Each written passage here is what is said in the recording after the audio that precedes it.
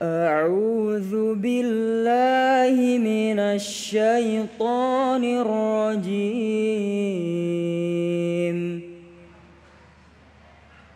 بسم الله الرحمن الرحيم.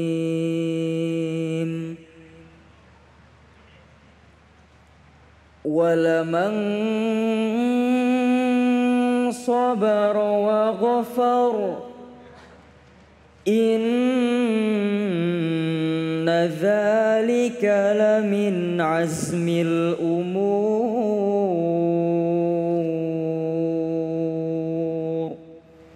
صدق الله العظيم.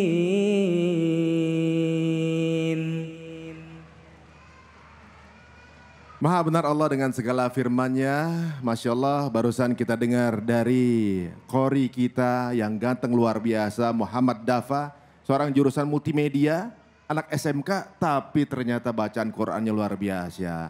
Ya, Dafa siapa yang ngajarin Dafa? Belajar sendiri. Belajar sendiri? Masya Allah, yang lain pada belajar TikTok, ini belajar Qur'an. Ya, kita kasih semangat, mudah-mudahan anak kita juga menjadi penghafal Qur'an juga ya. Dan alhamdulillah di hari ini, di tempat ini ternyata jemaah bukan hanya dari Indonesia, ada yang datang dari Dubai, ada yang datang dari India juga bahkan ya Masya Allah. Bahkan Ustadz kita pun datang dari Portugal. Ya, yaitu Purwakarta, Tegal. Langsung saja kita berikan kesempatan kepada Ustadz kita, Ustadz Aminuddin. Mungkin akan menadaburi surat Asy-Syura ini. Fadhal Ustadz. Alhamdulillah. Wassalatu wassalamu ala Sayyidina Rasulullah Sayyidina Maulana Muhammad ibn Abdullah. Amma ba'd. Ibu-ibu jamaah cahaya hati Indonesia yang insya Allah berkah semua. Dan alhamdulillah waktu yang berbahagia kita bersama dengan orang yang penuh berkah. Ibu-ibu tahu siapa yang paling berkah di sini? Tahu gak? Yang paling berkah? Beliau yang paling berkah. Alhamdulillah. Alhamdulillah. Sangat berbahagia. Alhamdulillah. Bahasa Portugalnya alhamdulillah. Alhamdulillah. Kenapa berkah? Karena selalu beruntung. Masya Allah.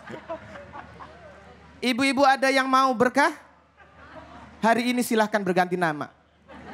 Masya Allah. Biar berkah terus. Biar berkah, amin. Ibu-ibu jamaah yang dirahmati oleh Allah Subhanahu wa Ta'ala. Begitu indah alunan tadi yang kita dengar. Apa yang dikatakan dalam Asy-Syu'ara ayat 43 tadi?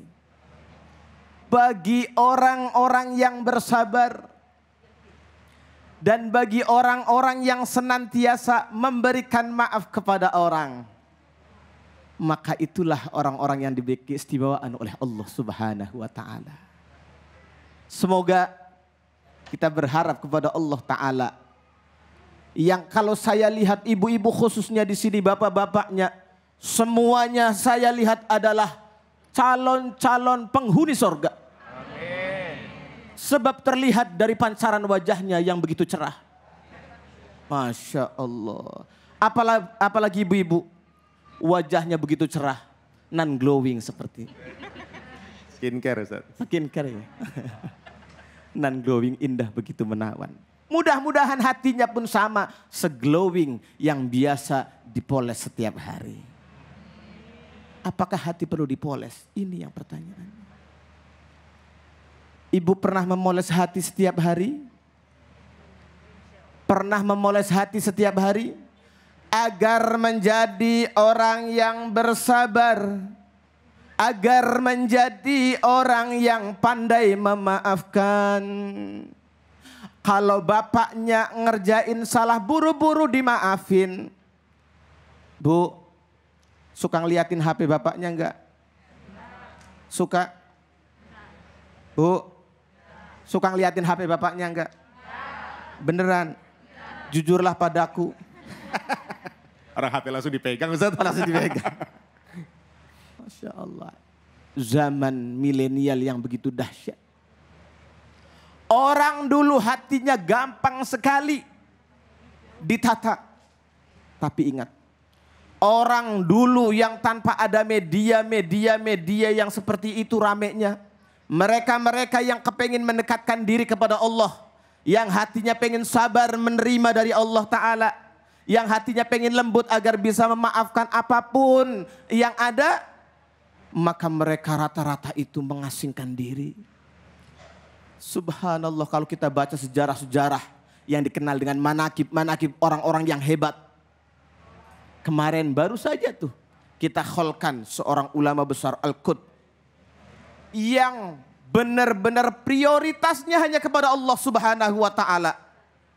Pada zaman yang belum ada lampu, zaman belum ada HP, zaman belum ada ini dan itu. Tetapi dia berkholwat, masuk ke dalam kamar, tidak bertemu dengan orang. Tujuannya apa? Agar hatinya bersih kepada Allah Subhanahu wa Ta'ala. Hati yang sabar, hati yang memaafkan akan membuka daripada kemudahan untuk kehidupan kita. Kenapa? Karena hati ini dibimbing oleh Allah Subhanahu wa Ta'ala. Setiap kita punya hati, betul?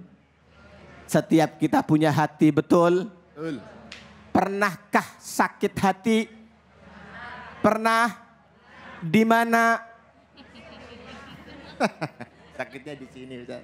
Sakitnya di sini. Iya. Sakitnya di sini hati mah. Masya Allah. Larane nang kene. Oh, neng larane nang kene. Masya Allah. Hati bisa sakit. Itu yang menyebabkan kehidupan kita menjadi gak mudah. Makanya kita lihat beliau. Insya Allah hatinya selalu bahagia. Karena untung terus. Amin. Mudah-mudahan selalu dibimbing oleh Allah Ta'ala, punya hati yang benar-benar dibimbing oleh Allah Subhanahu wa Ta'ala. Nyontohnya siapa? Nyontohnya kepada baginda Rasul Sallallahu Alaihi Wasallam. Ingat ibu sejarahnya. Orang yang paling dizolimi adalah Rasulullah. Orang yang paling disakiti adalah Rasulullah. Tetapi yang maafnya begitu besar, Rasulullah. Rasulullah berangkat ke Taif untuk dakwah. Rasulullah bukan disambut, tapi sambit. Kalau saya dakwah disambit, bagian dari Tegal. Tetap aja ya. Masya Allah. Bahkan pernah ada sebuah cerita yang populer. Rasulullah pernah datang di suatu pasar. Di suatu pasar itu ada seorang yang belum masuk Islam. Dia senantiasa membenci Rasulullah dengan kalimatnya. Ini padahal orang udah belum masuk Islam, tua rentak, mulutnya comel. Mulutnya apa baik dikata, apa baik dikata, yang baik aja dikata, apalagi yang buruk. Apa baik dikata? Masya Allah. Dikatain Rasulullah tuh di setiap orang. Rasulullah mendekat. Setiap pagi Rasulullah tuh suapin orang yang ngatain Rasulullah. Bu, ibu, halo. Ibu kalau ada yang ngatain kira-kira disuapin apa ditabokin? Jangan, kalau ngikutin Rasulullah, suapin, ambil bubur, suapin pakai sendok semen. Suapin Rasulullah. Sampai pada akhirnya Rasulullah wafat. Begitu Rasulullah wafat, pekerjaan ini diganti oleh siapa? Oleh Sayyiduna Abu Bakr Siddiq radhiyallahu.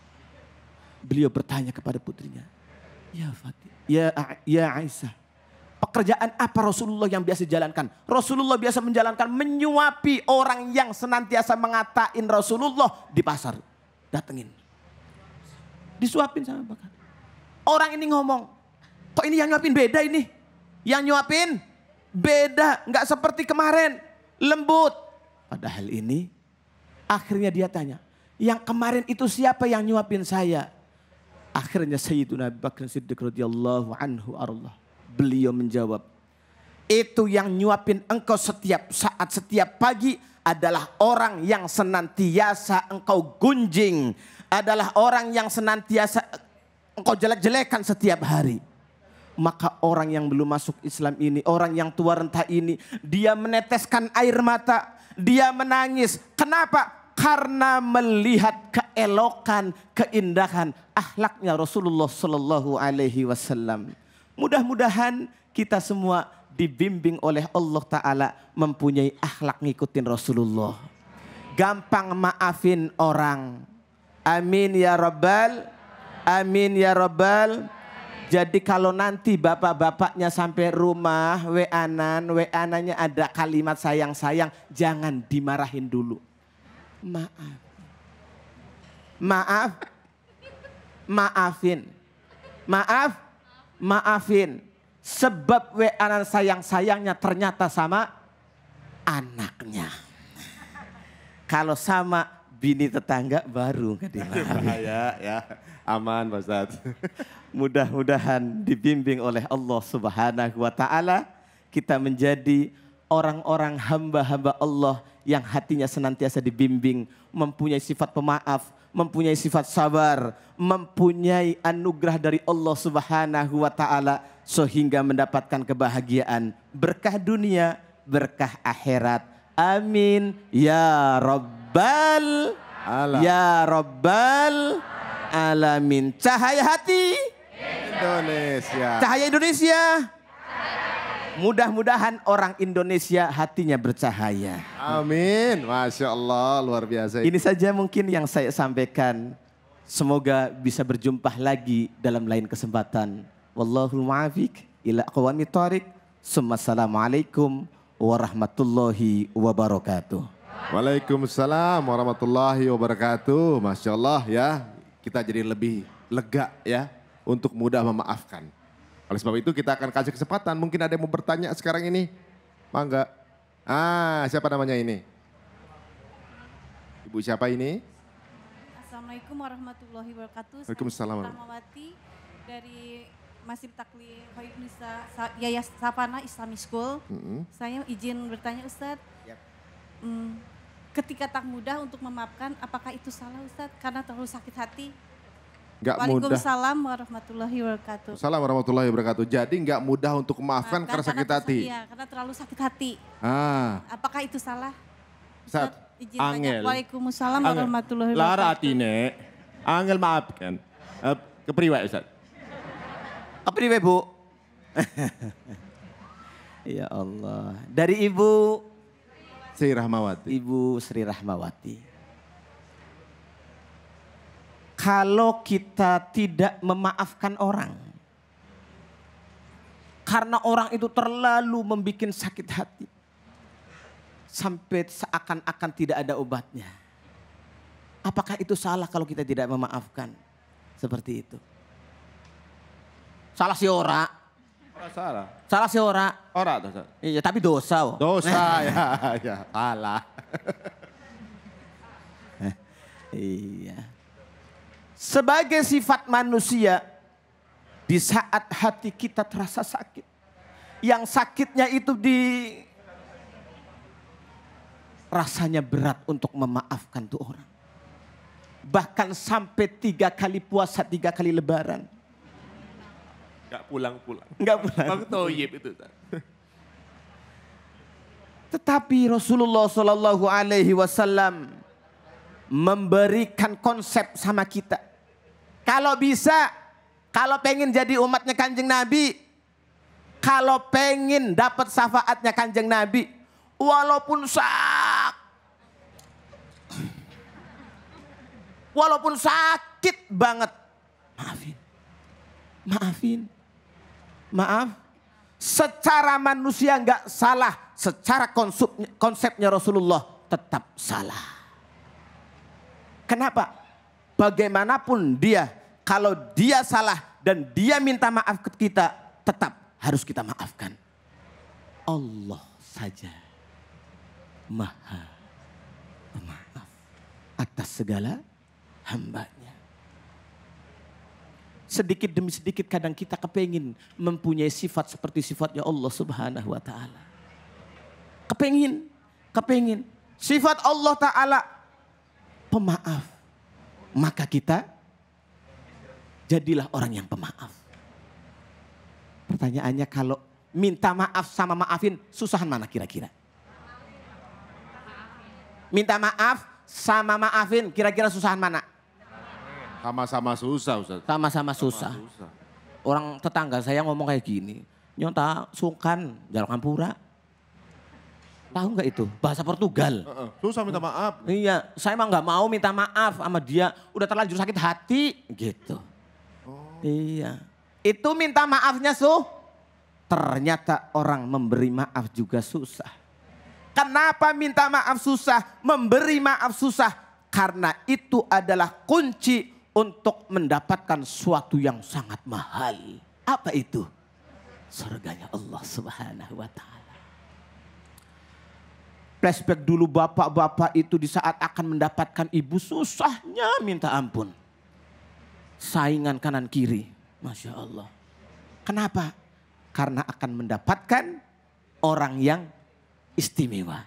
Surga adalah lebih istimewa dari segalanya. Maka kalau bisa walaupun secara manusia kelihatannya nggak salah, tetapi secara konsep Islam tetap salah. Makanya kita buka, siapapun yang meminta maaf kita maafkan. Allahumma amin. Masya Allah, mudah-mudahan kita berbesar hati ya, walaupun berat kadang minta maaf dan memaafkan, tapi tetap harus memaafkan karena ganjarannya besar sekali. Surga ya, Masya Allah Ustadz ya. Waduh, Ustadz, pertanyaan dari saya Ustadz. Makanan paling favorit di Tegal apa Ustadz? Kue paling favorit di Tegal apa Ustadz? Tahu nggak? Kue yang paling favorit di Tegal? Nggak tahu Ustadz? Ada yang tahu Bu? Ojo kayak kue.